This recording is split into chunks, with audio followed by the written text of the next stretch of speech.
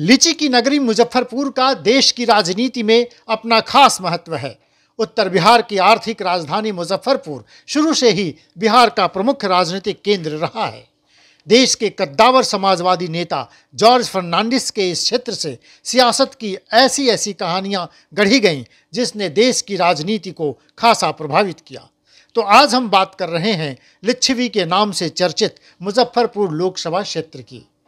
मुजफ्फरपुर 1875 में प्रशासनिक सुविधा के लिए तिरहुत के पहले जिले को विभाजित करके बनाया गया था।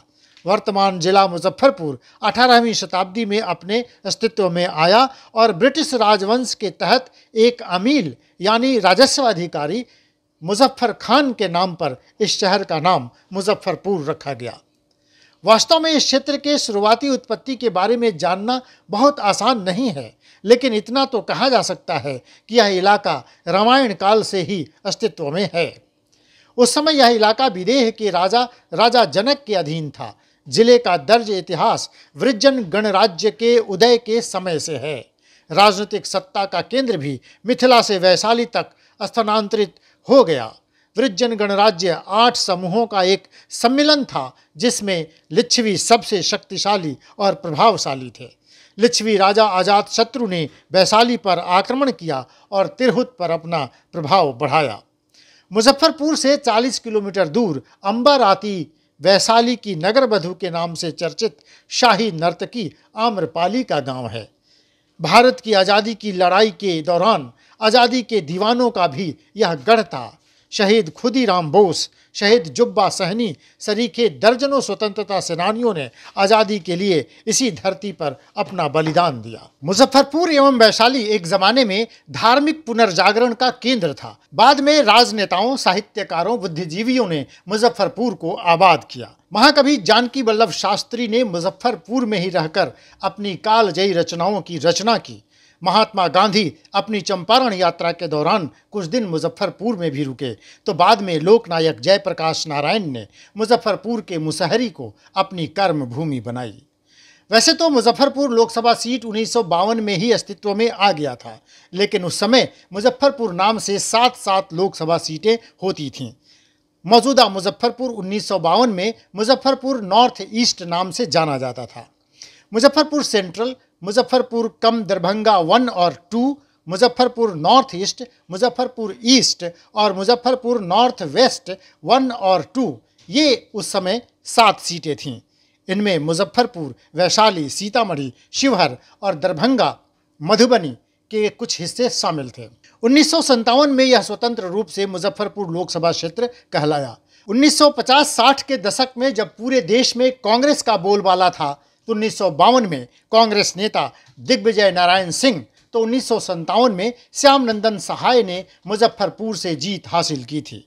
1962 और 71 में दिग्विजय नारायण सिंह एक बार फिर से कांग्रेस के टिकट पर चुनाव लड़े और जीते। हालांकि उसके बाद 1977 में जनता पार्टी और 80 में जनता पार्टी सेकुलर के सिंबल पर जॉर्ज फर्नांडिस जीते, तो एक बार 1984 में LP शाही ने भी कांग्रेस के टिकट पर यहाँ से जीत हासिल की थी। लिच्छवी कहलाने वाला ये इस इलाके की एक और खासियत है। परदेशियों को गले लगाने में यहाँ के लोगों का सानी नहीं है। जॉर्ज फर्नांडिस तो 5 बार यहाँ से दिल्ली पहुँचे।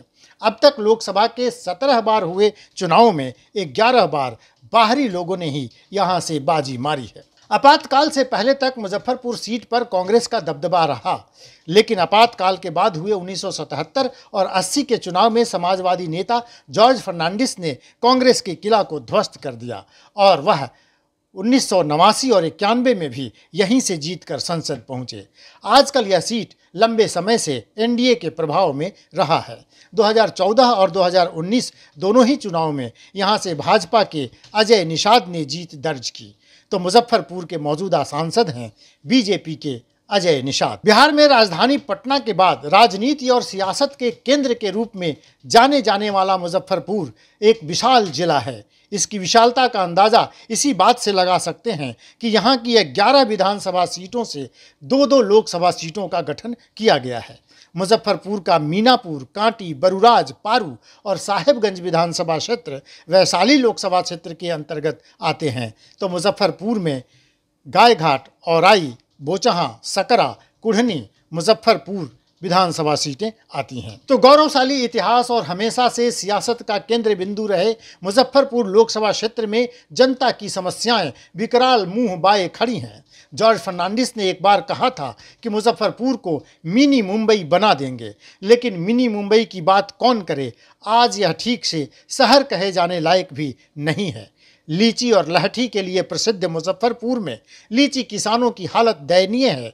लोग अपने अपने बड़े बागान बेचकर दूसरे काम की तलाश में जुटे हैं, तो प्रसिद्ध लहठी उद्योग अंतिम सांसें ले रहा है। जल जमाव से तो यह शहर आज तक उबर नहीं पाया। ग्रामीण क्षेत्रों में बाढ़ की तबाही से लोग हलकान हैं। किसी जमाने में बिहार विश्वविद्यालय का अपना खास महत्व होता था। आज यह विश्वविद्यालय राजनीति का अखाड़ा बनकर रह गया है। अच्छी शिक्षा के लिए यहाँ के छात्र बड़े शहरों के लिए पलायन कर रहे हैं। इसके अलावा बहुचर्चित बागमती परियोजना भी आज तक मझधार में अटकी है। लेकिन जनता की समस्याओं को कौन सुनता है। जनता के सवाल कभी भी चुनाव के मुद्दे नहीं बने। हर बार जातीय गोलबंदी, बाहरी और स्थानीय के मुद्दे पर चुनाव लड़े गए और जीते गए। तो मुजफ्फरपुर में भी जिसने जातीय समीकरण दुरुस्त कर लिया, उसका संसद तक का टिकट कट गया समझो। तो आइए एक नज़र डालते हैं मुजफ्फरपुर में कैसा है जातीय समीकरण। वैसे तो बिहार सरकार ने जातीय गणना के आंकड़े जारी कर दिए हैं, लेकिन क्षेत्रवार जाति आधारित वोटरों की कोई ऑथेंटिक लिस्ट अभी तक किसी के पास नहीं है। हम जो आंकड़े आपको बता रहे हैं, ये वही आंकड़े हैं जिनके आधार पर राजनीतिक दल आज तक चुनाव लड़ते आए हैं। हर पार्टी ने अपने तरीके से आकलन किया है। तो जातिवार वोटरों की संख्या की बात करें तो सवर्ण मतदाता सबसे बड़ी संख्या में यहाँ हैं। इसके बाद यादव, मुस्लिम और वैश्य मल्लाह मतदाता का नंबर आता है। इस सीट पर अन्य पिछड़ा वर्ग के वोटरों की भी अच्छी खासी संख्या रही है। ऐसे में इनका यहाँ की चुनावी राजनीति पर अच्छा खासा प्रभाव रहा है।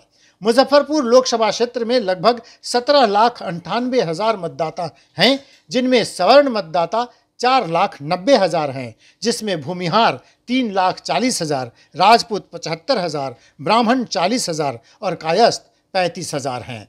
तो इस लोकसभा क्षेत्र में दलित मतदाता 2,82,000 हैं, मुस्लिम वोटर 2,76,000 हैं, यादव 1,40,000 के आसपास हैं। इसी तरह मुजफ्फरपुर में वैश्य मतदाता 2 लाख हैं, तो कोयरी 1,30,000 और कुर्मी 20,000 हैं। यहाँ मल्लाह वोटर 1,25,000 हैं, तो अन्य अति पिछड़ा वोटर 1,33,000 है। इसके साथ मुजफ्फरपुर में कुछ आदिवासी वोटर भी हैं, जिनकी संख्या 2,000 के आसपास है। इस तरह हम देखते हैं कि कोई भी एक या दो जाति कभी भी निर्णायक भूमिका में नहीं होती है।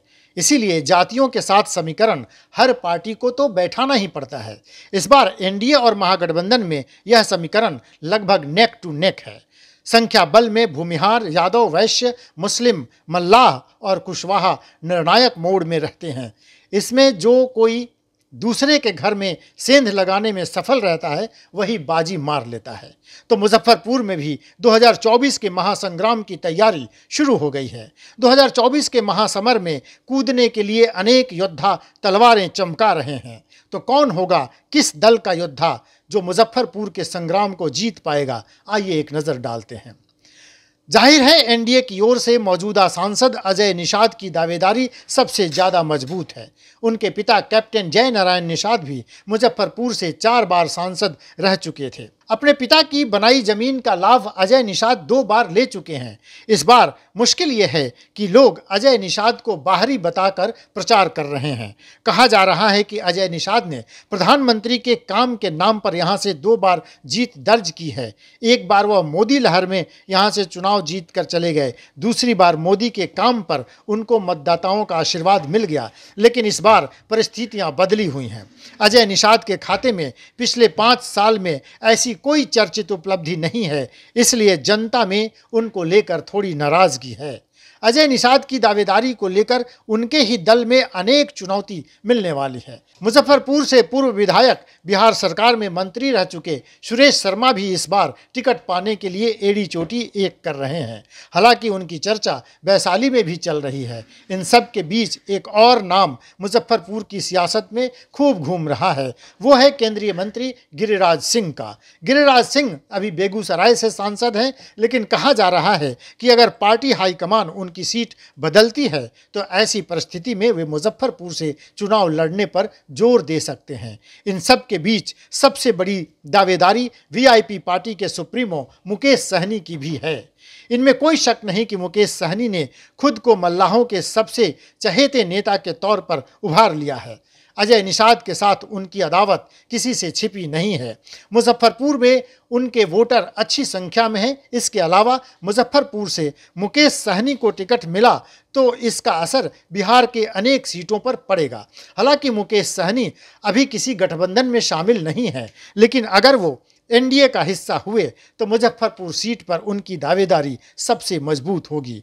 यहाँ एक बात ध्यान रखना जरूरी है कि अगर मुकेश सहनी किसी गठबंधन का हिस्सा नहीं बने और अकेले मैदान में उतर गए तो फिर यहाँ त्रिकोणीय लड़ाई में कौन किस पर भारी पड़ेगा कहना थोड़ा मुश्किल है। उधर महागठबंधन में इस सीट को लेकर संशय कुछ ज्यादा बना हुआ है। पिछली बार 2019 में इस सीट पर महागठबंधन से मुकेश सहनी की पार्टी वीआईपी लड़ी थी, लेकिन हश्र काफी बुरा हुआ था और वो पुराने उम्मीदवार राजभूषण निषाद अब भाजपा का झंडा उठा चुके हैं। वैसे में कहा जा रहा है कि भूमिहार वोटरों के दबदबे वाले इस क्षेत्र पर 2024 में कांग्रेस अपना उम्मीदवार उतार सकती है। वैसे भी राजद इस सीट पर आखिरी बार 2004 में लड़ी थी। बीते कई चुनावों से राजद के सहयोगी यहां से उम्मीदवार उतारते रहे हैं। कांग्रेस के प्रदेश अध्यक्ष अखिलेश प्रसाद सिंह भी 2014 में मुजफ्फरपुर से चुनाव लड़ चुके हैं और तब वो दूसरे स्थान पर थे। इस बार भी कयास लगाए जा रहे हैं कि यह सीट कांग्रेस के खाते में जा सकती है। कांग्रेस के ही विजेंद्र चौधरी मुजफ्फरपुर से टिकट पाने को बेताब हैं। विजेंद्र चौधरी अभी मुजफ्फरपुर से पार्टी के विधायक हैं। वर्ष 2009 और 2014 में मुजफ्फरपुर से लोकसभा चुनाव लड़ चुके हैं। क्षेत्र में इनकी लोकप्रियता खूब है और काम कराने वाले नेता की इनकी छवि है। ऐसे में विजेंद्र चौधरी की दावेदारी भी मजबूत लगती है। इसके अलावा पूर्व विधायक मुन्ना शुक्ला के नाम की भी चर्चा खूब चल रही है। खबर है कि कांग्रेस के साथ हाल के समय में उनकी नज़दीकियां बढ़ी हैं और खुद नीतीश कुमार चाहते हैं कि मुन्ना शुक्ला कांग्रेस के टिकट पर मुजफ्फरपुर के अखाड़े में उतरें। इन सब के बीच महागठबंधन से एक और नाम मुजफ्फरपुर की सियासत में अचानक से रफ्तार पकड़ने लगा है। मुजफ्फरपुर की राजनीति के भीष्म पितामह कहे जाने वाले रघुनाथ पांडे की पुत्रवधू और अमर पांडे की पत्नी विनीता विजय भी 2024 का चुनाव लड़ने को बेताब दिख रही हैं। इसके पहले भी 2009 में विनीता विजय कांग्रेस के टिकट पर मुजफ्फरपुर से अपनी किस्मत आजमा चुकी हैं। हालांकि बीते कुछ दिनों में उन्होंने कई राजनीतिक हस्तियों से मुलाकात की है। ऐसे में देखना बड़ा दिलचस्प होगा कि कौन सी पार्टी उन पर भरोसा जताती है। तो बड़े दिलचस्प मोड़ पर है मुजफ्फरपुर के सियासी उतार चढ़ाव की कहानी। जुड़े रहिए लाइव बिहार के साथ, देखते रहिए लाइव बिहार। अगली कड़ी में किसी और लोकसभा क्षेत्र की सियासी जोड़ तोड़ की कहानी लेकर हम हाजिर हो जाएंगे। देखते रहिए live Bihar. Live Bihar YouTube पर सब्सक्राइब और फेसबुक पर लाइक